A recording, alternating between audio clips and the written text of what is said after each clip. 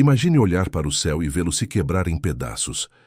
Em janeiro de 1966, foi exatamente isso que aconteceu sobre o pacato vilarejo de Palomares, no sul da Espanha.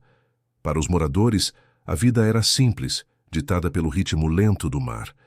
E parte dessa rotina era assistir a um espetáculo moderno e perigoso, quase como um ritual. No alto, a quase 10 quilômetros de altitude, gigantescos bombardeiros americanos realizavam manobras de reabastecimento aéreo. Uma dança de gigantes de metal que todos paravam para observar. Mas naquele dia, a coreografia falhou. Um erro de cálculo, um toque fatal, e os dois aviões colidiram. O céu azul se rasgou em uma bola de fogo silenciosa, e segundos depois, o som da explosão atingiu o vilarejo como uma onda de choque, quebrando janelas e a paz daquela manhã para sempre. No seu pequeno barco de pesca, um homem chamado Paco assistiu a tudo. Em meio aos destroços que choviam do céu, ele viu uma única silhueta branca se destacar, um paraquedas se abrindo. Em sua mente, a conclusão era óbvia e cheia de esperança. Um sobrevivente. Ele observou o paraquedas descer suavemente e desaparecer nas águas do Mediterrâneo. Com o coração acelerado, Paco girou o barco e navegou o mais rápido que pôde em direção à costa para alertar as autoridades. Ele agiu por instinto, por um desejo de ajudar, sem ter a menor ideia de que não estava correndo para salvar a vida de um homem. O que ele viu cair do céu, e que agora repousava no fundo do mar, era algo infinitamente mais aterrorizante. Para compreender a dimensão daquela bola de fogo no céu, é preciso entender o mundo em que ela explodiu. O planeta vivia no fio da navalha, dividido por uma cortina de ferro ideológica. De um lado, os Estados Unidos e o bloco capitalista. Do outro, a União Soviética e o bloco socialista. Era a Guerra Fria, uma disputa travada em silêncio, na espionagem, na propaganda e, acima de tudo, em uma corrida armamentista que ameaçava aniquilar a todos. A lógica era a da destruição mútua assegurada. O medo de uma retaliação nuclear total impedia o primeiro ataque. Nesse clima de paranoia constante, os Estados Unidos criaram um dos planos militares mais audaciosos e perigosos da história: a Operação Domo de Cromo. A ideia era manter bombardeiros B-52, cada um carregando armas nucleares, voando perto do território soviético, 24 horas por dia, 7 dias por semana. Era um gatilho nuclear permanentemente no ar, pronto para disparar a qualquer momento. Se Moscou lançasse seus mísseis, a resposta americana já estaria a caminho antes mesmo que as primeiras bombas inimigas atingissem seu alvo. A Espanha, governada por uma ditadura anticomunista e aliada estratégica dos americanos, era uma peça-chave nesse tabuleiro global. Seu espaço aéreo servia como um corredor seguro e um ponto de reabastecimento para essas fortalezas voadoras. Foi exatamente durante uma dessas operações de rotina que o impensável aconteceu. Horas após a colisão, o pequeno vilarejo de Palomares foi transformado em uma base militar americana improvisada. O som das ondas foi substituído pelo barulho de jipes e por ordens gritadas em inglês. Equipes de resgate e especialistas em acidentes aéreos isolaram a área. Durante todo o dia e por toda a noite, sob a luz de holofotes, eles vasculharam os destroços espalhados por quilômetros de campos e colinas. A prioridade inicial era encontrar os tripulantes.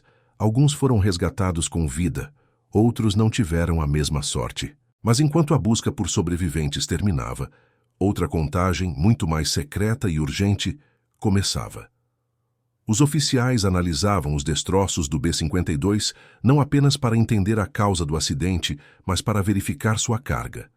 Cada peça de metal retorcido era um pedaço de um quebra-cabeça aterrorizante.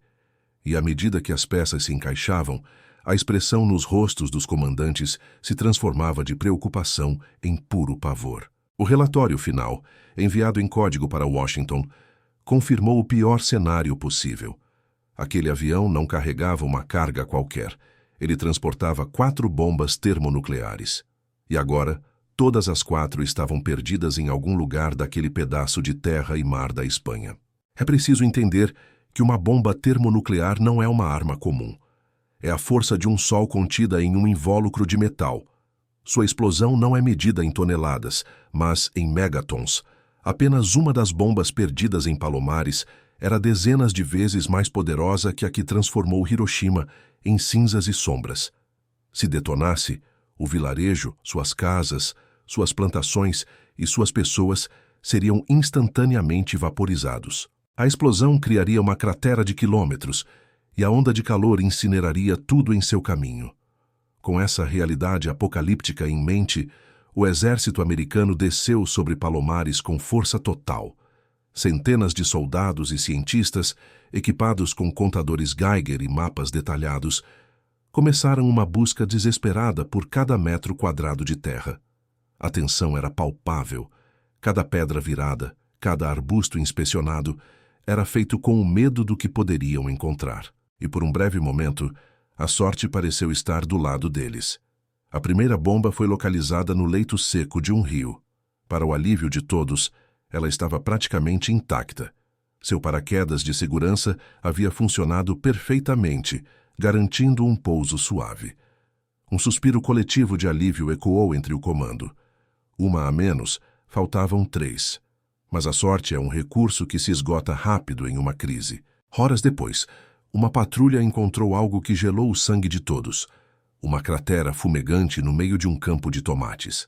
E lá, no fundo, retorcida e quebrada, estava a segunda bomba. Seu paraquedas falhou. O impacto com o solo foi brutal, e a explosão dos detonadores convencionais que a compunham rompeu seu revestimento. Os cientistas se aproximaram com cautela e seus instrumentos começaram a gritar. Os testes confirmaram o pior cenário imaginável sem uma detonação nuclear completa. O solo estava contaminado com plutônio, um veneno invisível, inodoro e mortal que permaneceria radioativo por 24.000 anos. Pense por um segundo.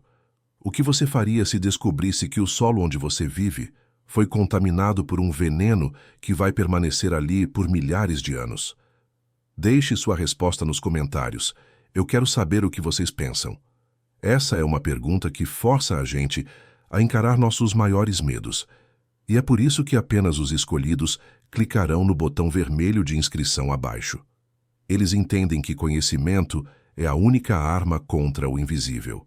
De volta a Palomares, as más notícias não paravam de chegar. Antes que o sol se pusesse, uma segunda cratera foi encontrada em outra parte do vilarejo. E dentro dela, a terceira bomba, também rompida e vazando o mesmo veneno. No final do primeiro dia, o comando americano não tinha uma crise, mas um pesadelo em múltiplas frentes. Eles tinham 2 fontes de contaminação radioativa envenenando ativamente a terra da Espanha. E uma pergunta ainda mais aterrorizante. Se a quarta bomba não estava em nenhum daqueles campos, para onde ela foi? Com 2 fontes de contaminação radioativa ativas e uma bomba nuclear ainda perdida, os investigadores se viram em um beco sem saída. Eles revisaram cada relatório, cada mapa, cada testemunho. E uma peça do quebra-cabeça simplesmente não se encaixava.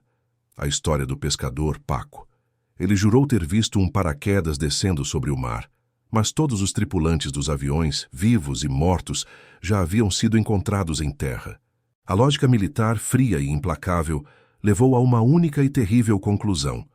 O objeto que Paco viu descer suavemente em direção às ondas não era um homem, era a quarta bomba. A busca, então, se dividiu em 2 frentes de desespero. Em terra, começou uma das operações de limpeza mais caóticas e perigosas da história. Centenas de jovens soldados americanos, sem nenhum treinamento para lidar com material radioativo, receberam a tarefa de descontaminar os campos. Seus equipamentos de proteção eram uma piada trágica. Simples capas de chuva, luvas de borracha e óculos de solda. Com pás e ancinhos, eles raspavam a camada superior do solo e a colocavam em barris de metal, como se estivessem limpando um jardim. Eles não sabiam que cada partícula de poeira levantada era um veneno invisível que poderia se alojar em seus pulmões para sempre. Mas como se proteger de um inimigo que você não pode ver, cheirar ou sentir? A verdade é que não há como. Aqueles soldados estavam em uma zona de guerra invisível, onde as balas eram átomos instáveis e as feridas só apareceriam anos ou décadas mais tarde. Enquanto isso, no mar, a Marinha dos Estados Unidos mobilizou uma frota impressionante. Dezenas de navios, incluindo destroyers, navios de pesquisa e caça-minas, convergiram para a costa de Palomares. Eles trouxeram a mais avançada tecnologia de busca submarina da época. Mas o Mediterrâneo não entrega seus segredos facilmente. O fundo do mar é um terreno de cânions, vales e montanhas, um mundo de escuridão total. Procurar por um objeto do tamanho de um carro na vastidão do oceano era uma tarefa que beirava o impossível. Os dias se transformaram em semanas. Em terra, o vento, um cúmplice silencioso, carregava as partículas de plutônio para novas áreas, ampliando a zona de contaminação a cada hora. No mar, a frustração crescia. A frota mais poderosa do mundo estava cega, o tempo estava se esgotando e a pressão em Washington era esmagadora. Um segredo daquela magnitude não poderia ser contido por muito mais tempo. A enorme presença militar americana já chamava a atenção. Pescadores locais, aviões comerciais e, mais importante, espiões soviéticos estavam todos observando. O silêncio estava prestes a ser quebrado, não por uma explosão nuclear, mas por uma explosão de notícias que abalaria o mundo. É um fato pouco conhecido que, durante a Guerra Fria, os Estados Unidos registraram mais de 30 incidentes envolvendo armas nucleares, conhecidos pelo codinome Flecha Quebrada. Eram acidentes, perdas, detonações acidentais de explosivos convencionais. Mas Palomares foi diferente. Foi a primeira vez que isso aconteceu em território estrangeiro e densamente povoado. E um segredo dessa magnitude tem um prazo de validade muito curto. Apesar dos esforços do governo ditatorial da Espanha para censurar a imprensa, a movimentação era grande demais para ser ignorada. Dezenas de navios de guerra, centenas de soldados, aviões de carga pousando e decolando. Jornalistas internacionais, farejando uma grande história, começaram a chegar em Palomares. A matéria de um correspondente da Associated Press foi o estopim. A notícia explodiu nas manchetes do mundo inteiro. Os Estados Unidos haviam perdido 4 bombas de hidrogênio na Espanha. A revelação transformou um acidente militar em uma crise diplomática global. A União Soviética, mestra da propaganda, aproveitou a oportunidade de ouro. Seus jornais e rádios pintaram um retrato dos americanos como vaqueiros nucleares irresponsáveis que espalhavam suas armas mortais pelo mundo e colocavam em risco a vida de civis inocentes. A propaganda era eficaz e humilhante. Aliados da OTAN, como a França, expressaram sua fúria e preocupação. Como os americanos podiam ser tão descuidados com as armas que supostamente deveriam proteger a Europa? Até mesmo o governo espanhol, que inicialmente foi cúmplice no silêncio, mudou de lado. Pressionado pela opinião pública e temendo o colapso da sua indústria de turismo, o regime de Franco começou a exigir publicamente que os americanos resolvessem o problema que criaram. A pressão sobre Washington era imensa, mas a crise política era apenas a ponta do iceberg. Sob a superfície do Mediterrâneo, a situação se tornou ainda mais perigosa. Com a localização da bomba agora sendo um segredo aberto, as águas ao redor de Palomares se tornaram um ponto de encontro para espiões. A Marinha Soviética enviou submarinos e navios equipados com sofisticados equipamentos de escuta, disfarçados de barcos de pesca. Para o Kremlin, a chance de capturar uma bomba termonuclear americana intacta era uma oportunidade única. Seria um salto tecnológico de anos e um golpe de propaganda sem precedentes. A busca pela bomba deixou de ser apenas uma operação de resgate. Ela se transformou em uma corrida desesperada contra o tempo e contra o inimigo. Agora, os americanos não estavam apenas tentando evitar um desastre ecológico. Eles estavam tentando impedir que sua arma mais poderosa caísse nas mãos de seus maiores adversários. Com a crise diplomática fora de controle e os submarinos soviéticos à espreita, a Casa Branca decidiu que precisava mudar a narrativa. A solução foi uma jogada de mestre em relações públicas que beirava o teatro do absurdo. No início de março, o embaixador americano na Espanha, Angier Bideau-Duc, viajou para Palomares. Diante de uma multidão de fotógrafos e cinegrafistas de todo o mundo, ele tirou a roupa, ficou de sunga e, com um grande sorriso, mergulhou nas águas frias do Mediterrâneo. Um ministro espanhol, relutantemente, o acompanhou. A mensagem era visual, simples e poderosa. Vejam, a água está ótima. Essa história de radiação é um exagero. Foi uma performance convincente. As fotos estamparam as capas dos jornais e, por um momento, a tensão pareceu diminuir. Mas era tudo uma farsa. Enquanto o embaixador nadava para as câmeras, a poucos quilômetros da costa, uma batalha silenciosa e desesperada era travada nas profundezas escuras do oceano.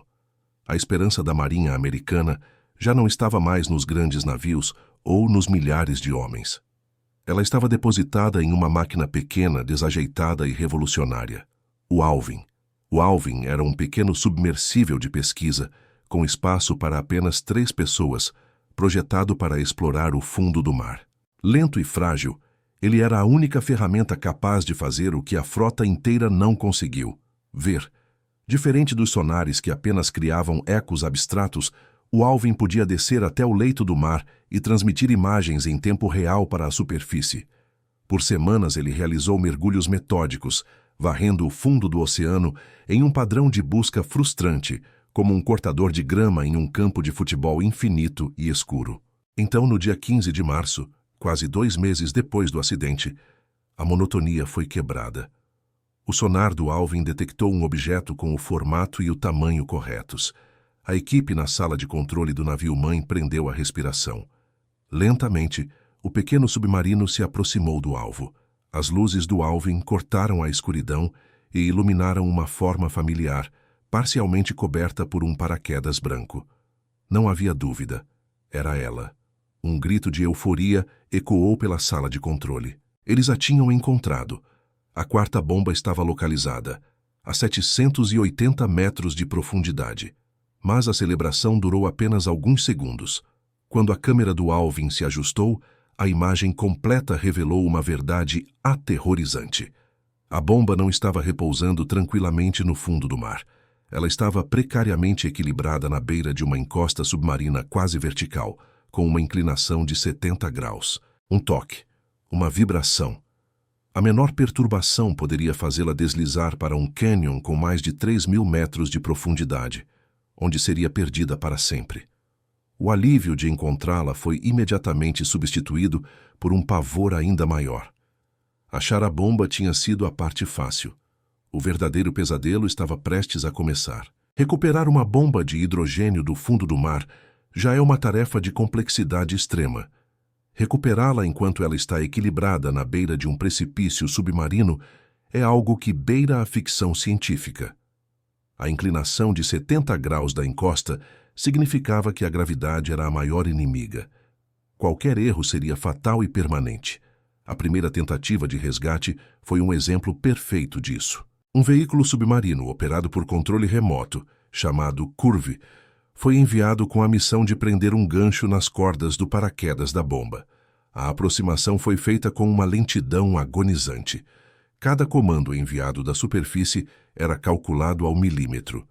Mas a física das profundezas é implacável. A simples corrente de água deslocada pela aproximação do robô foi suficiente para quebrar o delicado equilíbrio. Na sala de controle, a equipe assistiu horrorizada enquanto a imagem nas telas mostrava a bomba começando a deslizar. Lentamente, ela ganhou velocidade, levantando uma nuvem de sedimento e desaparecendo na escuridão do abismo. O contato visual e do sonar foi perdido. O silêncio na sala era absoluto, quebrado apenas pelo som dos equipamentos. A bomba estava perdida, de novo. O desespero tomou conta da missão. Como poderiam explicar ao presidente que, depois de encontrar a arma, eles a deixaram escapar? Por 12 longos dias, a busca foi reiniciada, agora em uma área ainda mais profunda e traiçoeira.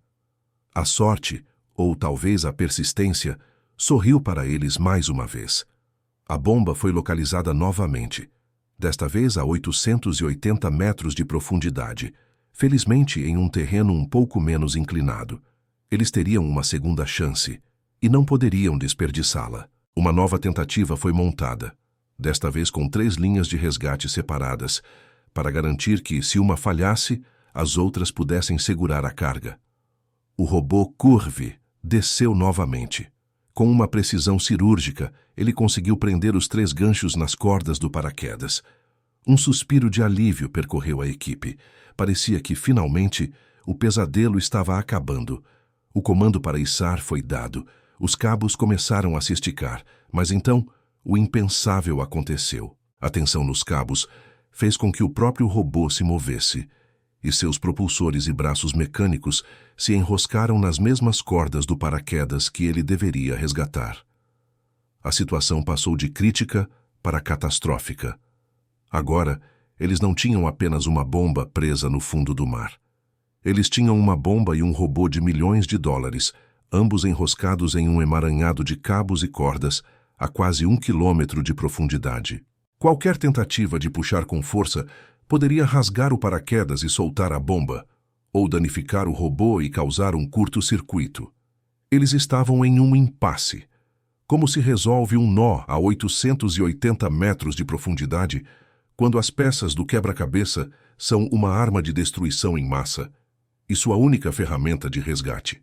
Com a bomba e seu resgatador presos um ao outro no fundo do mar, a equipe de engenheiros tomou a única decisão possível: içar os 2 juntos, rezando para que o emaranhado de cabos aguentasse o peso. A subida foi a mais longa e tensa de toda a operação. Foram 8 horas subindo o conjunto, metro por metro, da escuridão total para a luz da superfície. Quando a silhueta da bomba finalmente rompeu as ondas, mergulhadores da Marinha entraram na água para a delicada tarefa final de cortar os cabos e liberar a arma. No dia 7 de abril, 80 dias depois de cair do céu, a 4ª bomba de hidrogênio foi finalmente colocada em segurança no convés de um navio americano. A crise havia acabado. O mundo respirou aliviado.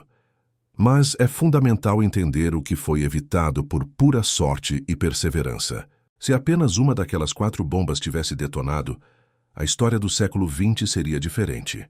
A explosão, com um poder de 1,1 megaton, teria vaporizado instantaneamente tudo em um raio de quase 2 quilômetros. A onda de choque e a bola de fogo teriam arrasado edifícios e florestas a até 5 quilômetros de distância. A radiação se espalharia pelo Mediterrâneo, contaminando o sul da Espanha e o norte da África, causando câncer e doenças genéticas por gerações. Palomares deixaria de existir. Felizmente, essa catástrofe nunca aconteceu. 2 das bombas recuperadas estão hoje em exposição no Museu Nacional de Ciência e História Nuclear, no Novo México, como lembretes silenciosos de quão perto o mundo chegou do abismo. Mas para o vilarejo de Palomares, a história não terminou com um final feliz. A busca terminou, mas o veneno ficou. Quase 60 anos depois, 500 mil metros cúbicos de solo contaminado com plutônio ainda permanecem no local. Áreas inteiras continuam cercadas. Um legado tóxico da Guerra Fria no quintal de pessoas comuns. A promessa americana de uma limpeza completa se perdeu em décadas de burocracia e esquecimento. A história de Palomares nos força a questionar o preço da segurança e o legado invisível da guerra. O que você acha? A tecnologia que nos protege também nos coloca em um risco inaceitável? Eu realmente quero saber a sua opinião, então deixe um comentário abaixo, mesmo que anonimamente. Se essa jornada pela história te fez pensar, considere se inscrever no canal e deixar o seu like para que possamos continuar explorando esses eventos que moldaram o nosso mundo. Para os moradores de Palomares, a Guerra Fria nunca acabou. Eles continuam vivendo sob a sombra de um acidente que a maior parte do mundo já esqueceu, esperando por uma limpeza que talvez nunca chegue. Eles são a prova de que, às vezes, as cicatrizes mais profundas da guerra não são as que se veem, mas as que se escondem sob a terra.